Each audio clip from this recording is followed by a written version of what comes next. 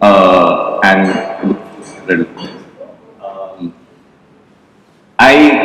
so when Anthony told me that he was doing this, this is something that we've always wanted to do at our studio, but never had the gumption to get around to doing it. So this is pretty much what I had imagined our studio would become when we started. So such a pleasure to be here, and thank you all for coming. I'm not a morning person myself, so if the effort it's taken me to come here on time is any kind of measure, then thank you all. So Vaibhav and I started Anagram Architects it's been 18 years. And that's generally considered the maturity when you start becoming a little more serious about what you're doing. Yeah.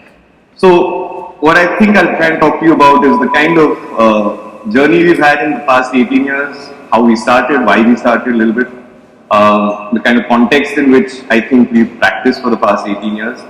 And I'd like to share some of our work and try and get you guys also to understand what we've understood when we put this presentation together. Because the thing about a practice is very often you get caught up in practice and you don't have the ability to move away from practice, your own practice, and try and decipher what you've been up to. And 18 years is a long time, so this is basically notes from our studio. So that's how we started off. Vaibhav and I met in 1996 in college at SPA.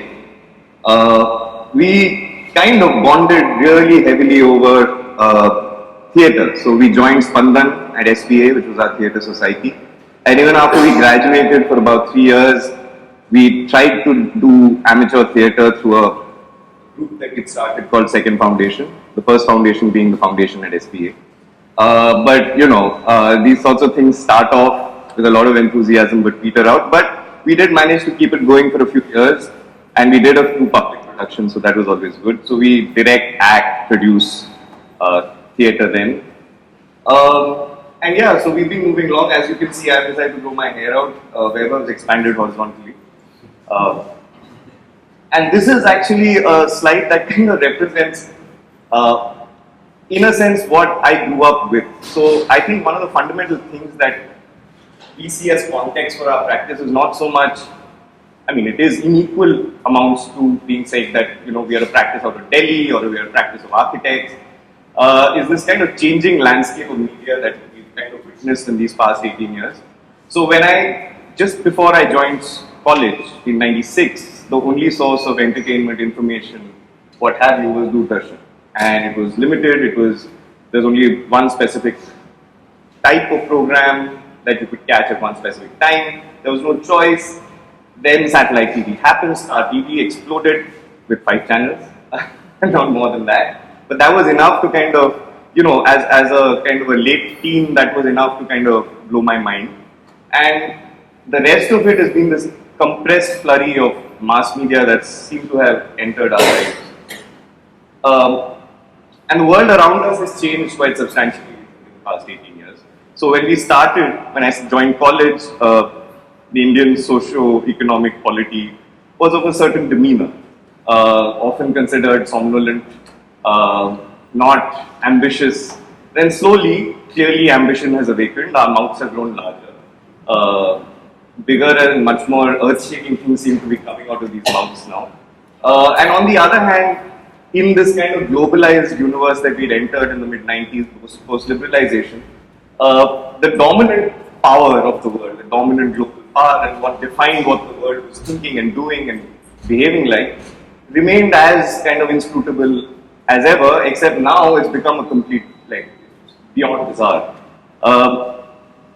The other context that I think defines architectural practice in this country are these figures. So when we started off, just around that time, we turned 1 billion strong. And at that time, in 99, being a country with a billion population seemed to be an idea of great opportunity. In the past 18 years, we've added a third to that population. In another sort of 20-year period, we will be 1.5, so we would have added 50% more.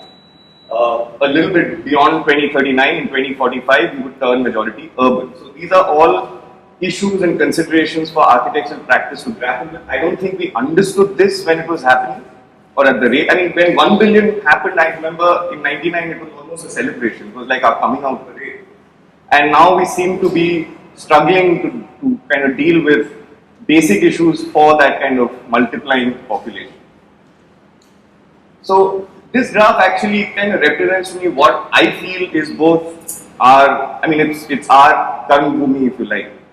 It's the terrain in which we are going to operate in our practice for the next 20, 30 odd years that we'll probably practice for.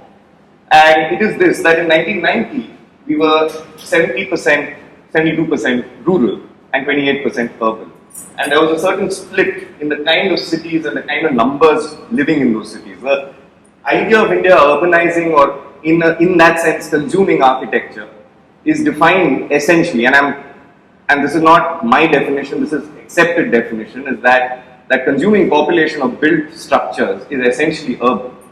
But the nature of urbanization in India is very distinct, and I would say South Asia is very different from what's happening in Europe, or how America urbanizes, or how even South America urbanizes. And this is the crucial difference, is that if today we are, sorry, I should keep talking faster, I guess. If today we are 65% rural and 35% urban, you can see the band of cities, which is 52 cities which have a population of 1 to 5 million. That's actually taking the bulk of the growth. And this band of rural that almost becomes 50%, the tipping point of urbanization, the growth is actually in what is best defined as proto-urban. It's not in the big cities, it's actually almost villages becoming almost cities. And that's the critical area of practice for architecture now and going forward, because that's where the resources are being consumed, that's where space is being allocated, that's where the greatest climatic impact is going to happen in our journey now going forward, accepting climate change.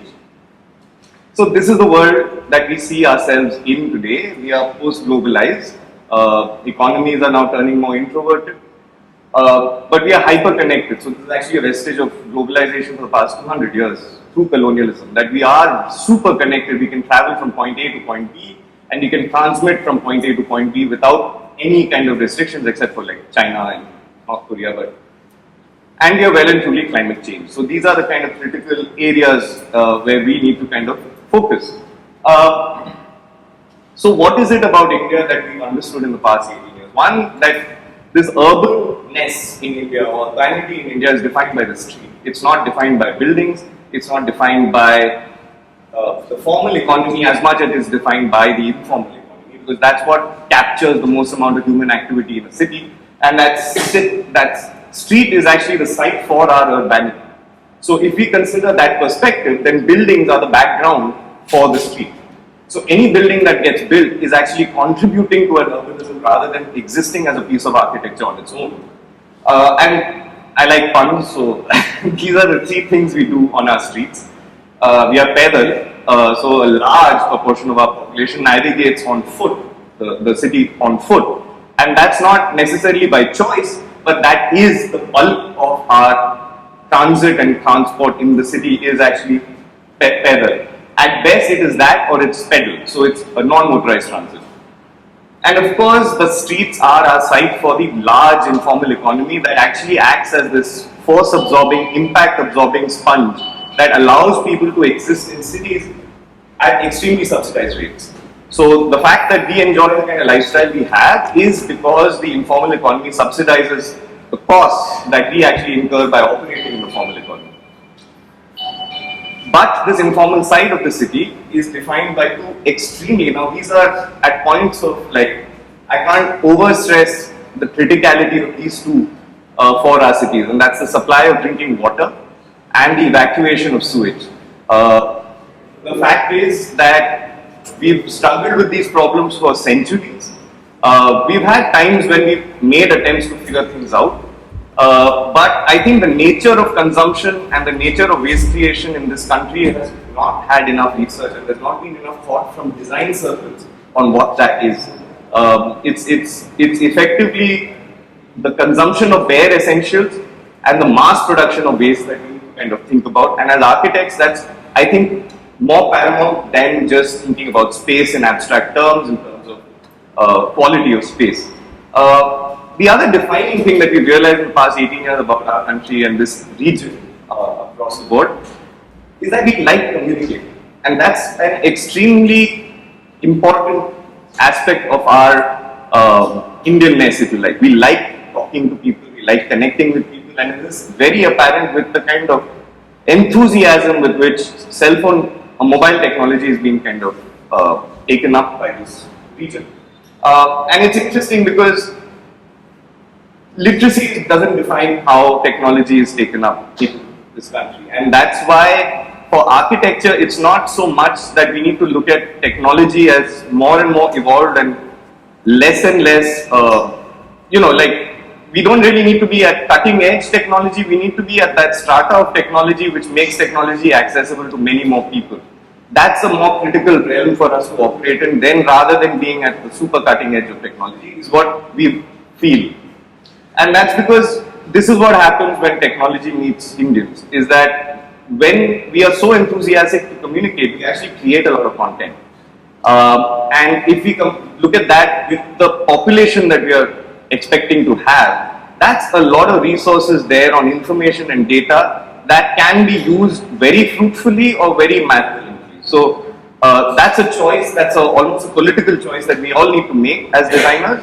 I know designers usually don't like making political choices, but I think things have come to a point in this country based, whether you look at it from a kind of climate change perspective or from an economic perspective, where I don't think designers can afford to be apolitical or politically ambiguous anymore.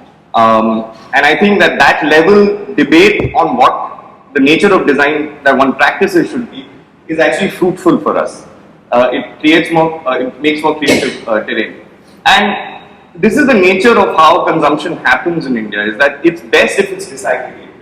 If through design or through enabling processes of getting people to, in a sense, be self-sufficient. And this is a fairly Gandhian principle of thinking. But technologies also seem to be converging on this idea of moving away from centralized processes of production and consumption to more disaggregated processes of production and consumption. And this means a lot to an architect, because an architect tends to think or operate in extremely centralized processes. We don't disaggregate our practice. So I'll start with our first building, which we completed in 2006. These are the offices for a Human Rights Documentation Center.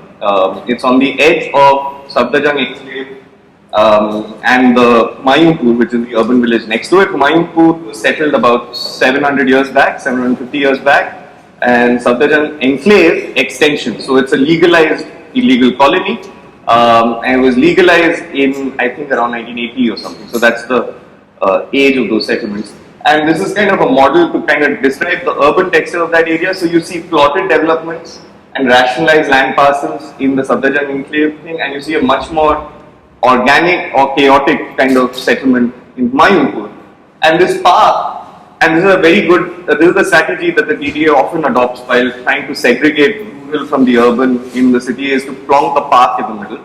But that park becomes a no man's land, because there's a huge amount of conflict of territorial conflict between these two residents. So it was a really small plot. It's only 5 meters by 10 meters, but it's at a very crucial junction. It's at the junction where Mayunpur starts, and this path leading up to this plot is actually the main pedestrian route in and out of Mayunpur. So every day in the morning, because the residents of Mayunpur not all of them have refrigerators, a bit of a heart sets up over here. So every morning there's like a breakfast sort of stalls that kind of set up on this street, and in the evening there are vegetable vendors on the street, because people kind of buy stuff and they move in and out of the village on their daily kind of work trip, commute. That movement is something that we felt was an instigator for us when we thought about design. That here's a building that kind of marks an end to a territory, it marks a corner. It should be a building of empathy rather than what we saw around it, which was modern of fortification. So what was happening was Safdarjung Enclave extension, like any other RWA-driven colony in the city, was boarding itself off and gating itself away. And all the windows that faced, of these houses that faced Mayunpur, were usually either blackened off or curtained or barred or so on and so forth. So we wondered whether this movement and this idea of people walking past this building could in some way help us think through the design. And what we felt was that if we were to keep costs low and therefore use only bricks, the empathy that we were trying to create between the movement on the streets and the movement within the building was actually by trying to maximize the floor plate because it was an office, lining up the main circulation parallel to the street so that when you're walking up and down the building, you're actually running parallel to the movement on the street so you can actually make eye contact.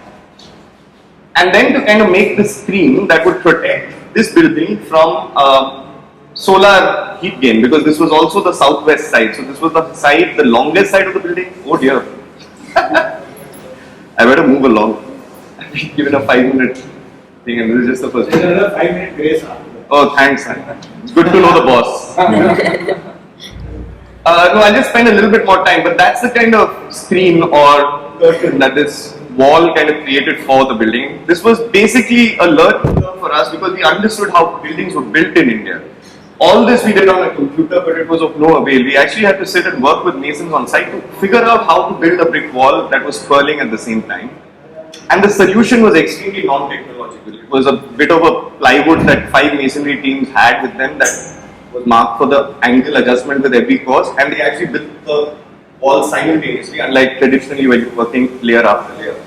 So that solution didn't come out of a computer, but the fact that we were using computers was very much part of the ambition that we were driving for in that building. Utre House is an Anand Niketan. Those of you who are familiar with Anand Niketan know that it's one of the posher colonies, and in these spaces when people build houses, what one builds and how one builds is very often a projection of your own self-image. People build big houses in Delhi because they want to make a statement. Very often people come to us with very, very large pockets saying that you need to give us a house in this kind of Taj Mahal syndrome, that we need something that can't be made again, or we need something that is no one else can get, so they're always one step better than the Joneses. And we thought that the best way to achieve that was not to invest in material that came from very far away, but to invest in craft and labor on site so that literally it couldn't be made again. The best way to do that was not to build in straight lines. So that whole house is only made out of curved lines, so it has to be done on site and it cannot be replicated. The workmanship on the material can't be made in a factory and adjusted to site, at least at the cost levels that we were trying to operate at. And the idea that something that is luxurious or something that is you spent money on in some way brings you closer to nature rather than kind of sets you away from it or makes you view nature from a distance. And this idea of privacy is something that we are very concerned about in architecture, because as our cities become denser, as different sorts of people with different backgrounds actually come together and live without having that time to adjust to urbanity, create situations like this, which was a house we designed just completed called Flep House, in a particularly crowded part of the city, which they said we don't want a road-facing windows at all, because that's where all the smoke is, that's where all the pollution is, that's where all the noise is. But we have a large family and we want a lot of interaction.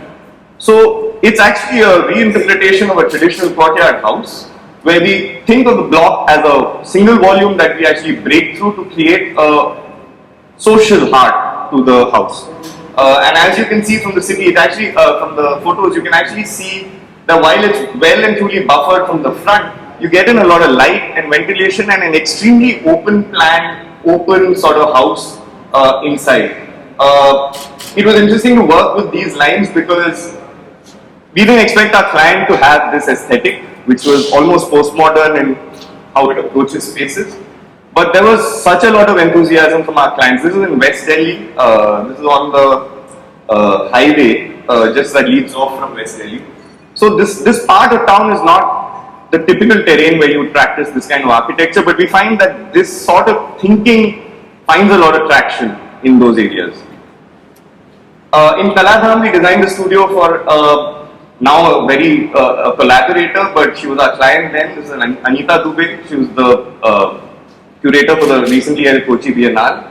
And she said, I want to create art that is visible. And I thought she meant she wanted to create a gallery. But what she went was she wanted to have people watch her while she's making her art. So we felt that instead of looking at a house that has horizontal lines for windows and balconies, what if those perforations were vertical? So you could actually see her move up and down the house.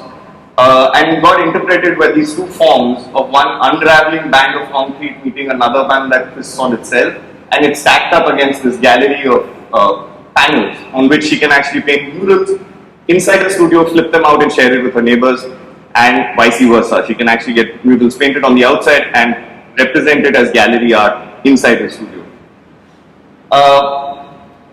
The way the form works also helps this building so this is perforated sheet on the floor. So it actually causes thermal stacking so that the hot air rises and draws in cooler air from the basement. So this building operates without air conditioning completely in Greater Noida. And this is what she does nowadays. Every Thursday night she holds public screenings just outside her house. The lawn is actually designed to act as a theatre style seating. And this is her gesture to her neighbors to start conversations. And this is something that we feel is important for architects to think about, is create social spaces that encourage conversation. This is Perth, some of you might be familiar. Thanks. Is that going to turn upside down a little wide? Sorry. I'll just run through this. This is a very simple small project which was basically trying to work on this idea of smell and taste rather than what is visible to create a sense of an environment in which these two very social drinks are consumed, coffee and wine. And the idea was to infuse it with herbal plants that actually that contribute to that aroma. And for us as designers of space to think about aroma is something that was quite amazing on this project. I think I'm at that stage of this presentation where I can only throw plaudits at myself. So I'm just going to run through this. This is our pavilion at the Kochi Biennale that we worked with Anita again. And here this was supposed to be a people's pavilion. So rather than being a black box, it has this kind of transparency that encourages not only people to look in on the process of performance, but also to be able to participate in it much more actively. So we had a b-boy session, you have lectures, and so on and so forth. So this was at the Cabral Yard at the Kochi Biennale this time. This is our reimagination of what the ring rail can be. So this was before Urban Clap. We had actually thought of what if we could enable street vendors with a kind of information cloud that they could subscribe to that could push information on where the best mango sellers are, where the best apple. So this we worked with the National Association of Street Vendors of India and the Ring Rail. And this, I just want to spend some time on this. So this we worked on with Quicksand Studio here out of Gurgaon. There is 120 public toilets and community toilets with 12 typologies spread across Cuttack and Bhubaneswar. This was done with the Municipal Corporation of Bhubaneswar. And this process is what actually is the grit of design. It's this idea for space to evolve out of behavior. And behavior, especially what we call defecation behavior, is very, very culturally sensitive. For example, in Odisha, people don't feel that they're clean when they wash their hands. They feel much happier about their hygiene if they wash their feet. So on this project, because of that, we were able to develop prototypes of hand and feet wash modules. We were able to develop hand wash modules that work with urinals to encourage men to wash their hands, because that was something we found they didn't do. So that, for example. And to basically make a community toilet more pleasant. When we did our research, we realized it was like going into a closet each time, and that was perhaps what was not so great about sanitation. I mean, you say no open defecation, but what's the alternative? So while the alternative is actually should be everyone should get their own toilets, until then, I think community toilets are a place where we can actually work. Pakka is a collaborative that we are building with many other partners. This is online. This is to encourage young people to practice architecture in rural India, close to where they come from. Because more and more architects come outside big cities. Small projects, 15 lakh cap. It's an online process with crowdsource funding, CSR funding, and then finally the local MP also contributes. Build simple designs with the folks quickly. No project should last more than 3 months. So over here in Gaya, we actually made use of compressed plastic from Bodh Gaya, where the tourists were leaving behind plastic. In Bodh Gaya, we worked with an NGO to create blocks and built the toilet out of those blocks. And in Fatehpur, we took an abandoned kind of, Anganwadi, and we made it a kind of farmers training center with just certain simple inputs on And that's it.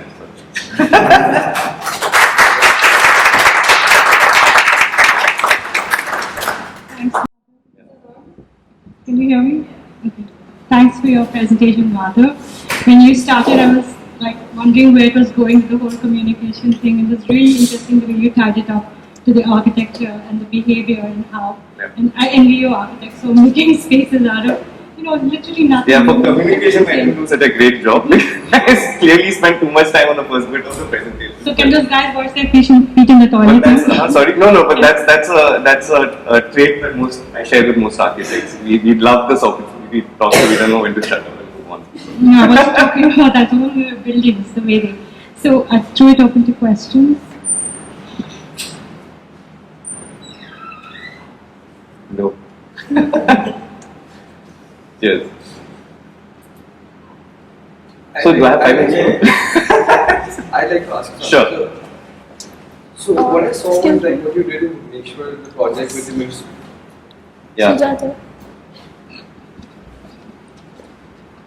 So these projects that you're doing with the municipal corporations and other government bodies, I want to understand, of course, what we imagine is something, what we imagine to do great things, but how much of it is actually implemented and sort of used and taken forward? That's a very That's a very good point. I think for us, the big step was to be able to release ourselves from these assumptions of what is possible and what is not possible. You can call that the bright-eyedness of youth or whatever, but that's how we started practice, and we continue to have that kind of trait in our thinking. What we realized is that we had to be much more mature about how we imagine these things would get built. So with Project Samman, it was a really long process. It was supposed to be a 2-year project. It extended to 6 years. We started this in 2012, and the first set of toilets, 94 of them were finished in 2018. So that gives you the kind of sense of stamina that one needs to have when one is working with government, because this was not a funded project at all. These designs were made to local government specs, and they were to be set to local government tenders. So that entire tendering process with its frailties had to be managed through the and we worked with collaborators on that. We didn't do that on our own. So when one is trying to work on larger and larger scales, I think it's important for designers not to fight government as this enemy that is preventing you from operating, but actually try and align what your design goals are with how the government operates. And it's not easy to understand because they're not very easy to fathom. But if one applies one's mind, then that, I think, is the best way forward because of the nature of our population. Means that, working with corporates or working with, global funding agencies on small projects in the middle of nowhere usually has no continuity. These are just one-off things that you do. So if we feel as designers in India we need to kind of bring in change, the way to do that is to be very, very patient and to kind of keep plugging away at it.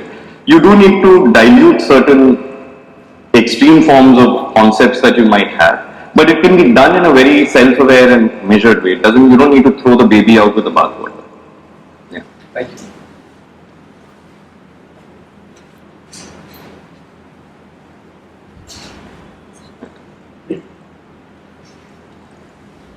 Awesome. Let me get a glass of water before you ask me. So while he gets his glass of water, so water is self-serving, so you write out here, and you got to try and hold on to your glass through the day, so that Vijay is less taxed. I misplaced my coffee cup. Sorry, you don't have coffee again. So same thing with your coffee cups, or tea cups. So hold on as long as possible. I was just joking. So yeah, so thank you for your presentation, and my question is on a broader perspective. I've always been disturbed by architecture happening all around me, and I always, in terms of the shape of things and how they influence the urban landscape and thereby influence us in nature as people who are part of this landscape. Yeah. And I remember going to DLF in one of the meetings, and there were all these VPs around, and I said, "What the hell have you done?" While every commissioning agent has that power to shape urban urban landscape. And obviously they didn't have the answer, and I didn't get the job also. And but that's a challenge. Being a practitioner and being a body which is so strong, I mean, in terms of a community which large, very large, large means